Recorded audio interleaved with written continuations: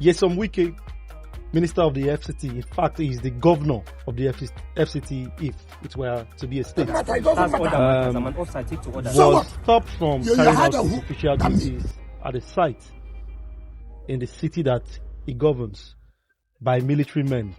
Do you have a different perspective to what everybody has been saying online?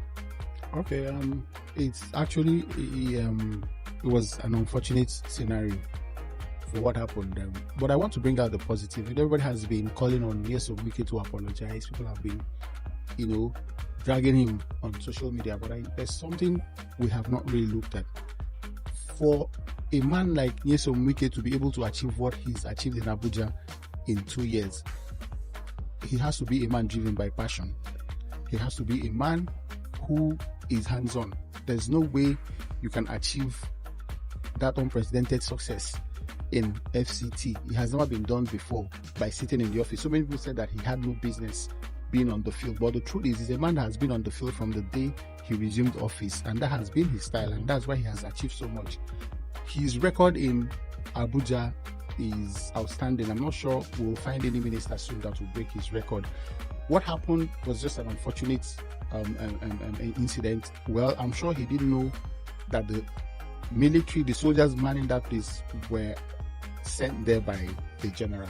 I'm sure if he had that information, maybe he would have taken a different turn. And but for his passion and being the kind of man he is, Nyesom Wike is a very strong man, and any strong man understands what it means for you to go into battle and be defeated. There was no way he was just going to go there and stoop easily. Mm-hmm. You understand? So he went there believing that he was going to achieve what he usually achieves whenever he goes on a field trip. But unfortunately, he met with a soldier whose only instruction is to obey the last order.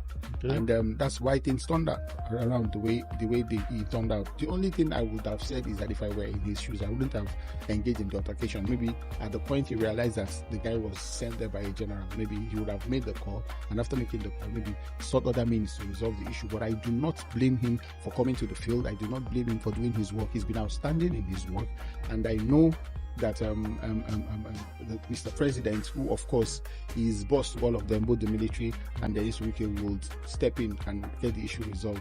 Okay.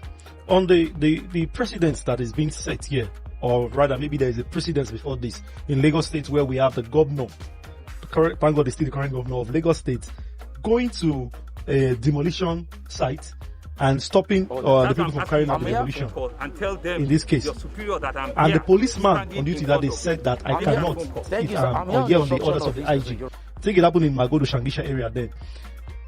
What kind of precedents are they setting where the governor, someone at that level of authority, and people in uniform would flout their intervention? Okay, so, well, if you understand how the military works, how most forces work, they only carry out order from their superior officers. The only person that can flout or give counter order to them is the president. So it's something that if you don't understand and you encounter them, you will think that they are flaunting or disobeying. No, that's the structure. And the day they go out of that structure, that is the day they will lose their respect. It's just that in this country, there is, I don't know, institutions are not being respected. Institutions are not being seen the way they should be seen in this country. I think we're in a country where some people think that they could actually be bigger than the law or stronger than any institution. But thank God we still have gentlemen, we still have officers in these forces who can still stand their ground, which is what we experienced in both scenarios. It doesn't make you wrong, it doesn't make you right. They all did what they're supposed to do. It's just an unfortunate scenario that it happened that way.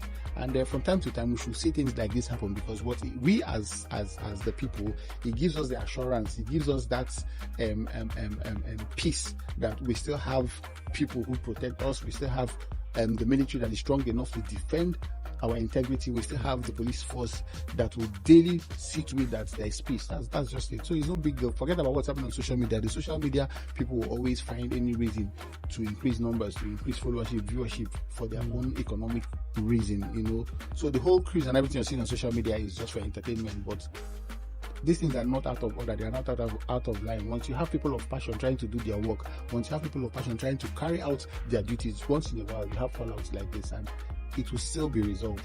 That is what is most important.